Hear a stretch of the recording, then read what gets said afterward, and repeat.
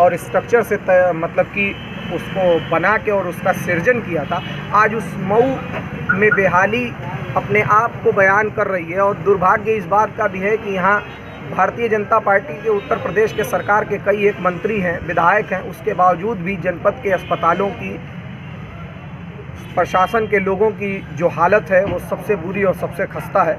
ज़िला अस्पताल का जहां मामला रहा है वो तो इस प्रदेश में पिछले 30 सालों से हमारे ज़िले के अस्पताल की जो व्यवस्था है और दुर्व्यवस्था है ये किसी से छुपी नहीं है। इस समय डॉक्टरों के साथ जो अन्याय हो रहा है, बाबा रामदेव जिस तरीके से, इस देश का दुर्भाग्य है कि एक जाहिल, एक अनपढ़ अपने आप को डॉक्टर कहता है और जब अस्पताल में भर्ती होता है तो उसी एलोपैथ से वो स्वस्थ होकर घर जाता है और घर जाने के पास उन्हीं डॉक्टरों के ऊपर टीका टिप्पणी करता है। डॉक्टर का भी परिवार है, डॉक्टर के पास भी जान है, उनको भी जीने का अधिकार है। जब उनको पीपीई किट नहीं मिलेगी, उनकी सुरक्षा की जिम्मेदारी नहीं होगी तो वो किस तरीके से मरीजों को देखेंगे और उनका उपचार करेंगे।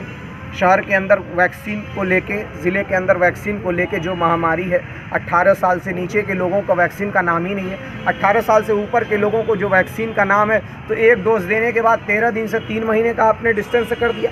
ये किस तरीके की आप सरकार चला रहे हैं? सिर्फ जुमलेबाजी हो रही है। भारतीय जनता पार्टी देश में पिछले 70 सालों से हर महाज पे फेल रही है और आज भी फेल है, लेकिन वो अपने विफल स्थितियों को छुपाने और परिस्थितियों को छुपाने के लिए अनेकों एजेंडा घुमा रही है। कभी ट्विटर और फेसबुक बंद हो रहा है, तो कभी कलराज मिश्र मुख्यमंत्री बन रहे हैं, तो कभी कुछ हो रहा है। इस तरीके की जो घटिया बातें करके अपने गुनाहों पे और अपने भ्रष्टाचार पे जो पर्दा डालने की कोशिश हो चुकी है। और जिस शमशान और कब्रिस्तान के नाम पे इन्होंने वोट मांगकर इस प्रदेश के अंदर अपनी राजनीति की रोटी सेकी थी, अब यही जनता प्रदेश की इनको शमशान और कब्रिस्तान का रास्ता दिखाने के लिए तैयार है। प्रशासन अक्सर देखा जाता है कि जो कोरोना काल में गरीबों का शोषण बहुत ज़्यादा हो रहा है। कभी दो वाहन चालान काट रहे हैं, कभी टेम्पू चालान काट रहे हैं। जो व्यक्ति 300 रुपया महीना अगर रोज़ का कमा रहा है उससे 1000 रुपये चालान काटा जा रहा है। ऐसे में इसको कैसे देखते हैं आप? देखिए, प्रशासन के लोग जो हैं वो सरकार के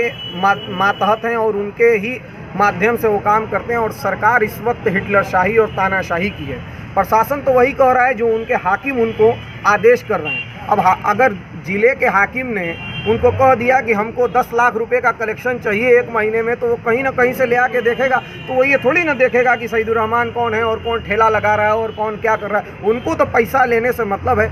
और यहाँ से लेके लखनऊ तक पूरी कालाबाजारी चल रही है। करप्शन, घोटाला, घूस एकदम चरम सीमा पे है। आम लोगों की थाली से, आप देश की आखिरी पंक्ति के आखिरी व्यक्ति की थाली से खाना छीन लिया इन्होंने। अब इसके बाद जेब से पैसा छीनने की तैयारी है। पेट्रोल और डीजल 100 रुपये के पार हो गया, उसके बावजूद भी ये कह रहे हैं कि हम प्रदेश के अंदर डेली 33 करोड़ लोगों को रोजगार दे रहे हैं। अरे वाह!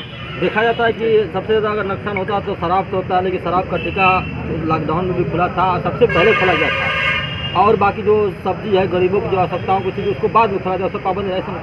देखिए, इस देश और इस प्रदेश का दुर्भाग्य है कि इस प्रदेश को एक ऐसा मुख्यमंत्री मिला कि लॉकडाउन के बाद अन्य देशों ने और अन्य प्रदेशों ने, उत्तर प्रदेश के अलावा जो हिंदुस्तान के अन्य प्रदेश हैं, उन्होंने अगर कोई चीज़ खोली तो उन्होंने मार्केट खोला। उन्होंने किसानों, बुनकरों, गरीबों, मजदूरों के खाने पीने की व्यवस्था को देखा। लेकिन सरकार यहाँ अपने अर्थव्यवस्था को बढ़ाने के लिए शराब की दुकानें खोलकर उनका बचा हुआ, उनके खाने का पैसा खींच रही है और लूटने का काम कर रही है।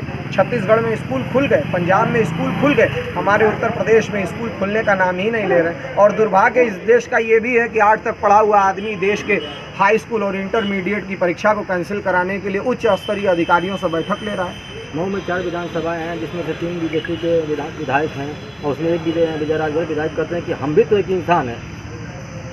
ऐसे में क्या जिसे इसको देखा जाए किस तरह से? देखिए, वो इंसान तो सभी हैं, हम भी इंसान हैं, आप भी इंसान हैं। तो आप एक इंसान होने का दायित्व तो निभाइए। आप इंसान होने के साथ साथ एक जनप्रतिनिधि हैं, सरकार में आपकी भागीदारी है। मैं भी एक आम इंसान हूँ, व्यक्ति हूँ, अगर लेकिन मेरी कोई जवाबदेही नहीं है। लेकिन अगर मैं उस पद पे बैठा हूँ जहाँ से देश और प्रदेश की सरकारें चलती हैं, बागडोर चलती है, एक आम आदमी उनसे उम्मीद लगाए हुए बैठा है। उस उम्मीद पर जब तक हम खरा नहीं उतरेंगे तो ये तो अपनी नाकामी को छुपाने के लिए कहना है कि हम इंसान हैं। सब कोई इंसान है। अगर आपका दायित्व, आप अपना दायित्व निभाने में असमर्थ हैं तो आप गद्दी छोड़ सकते हैं, दूसरा आदमी उस पर अपना किस्मत आजमा सकता है और वो बता देगा कि हम आम इंसान है कि खास इंसान है। ये वक्त तय करेगा। ठीक।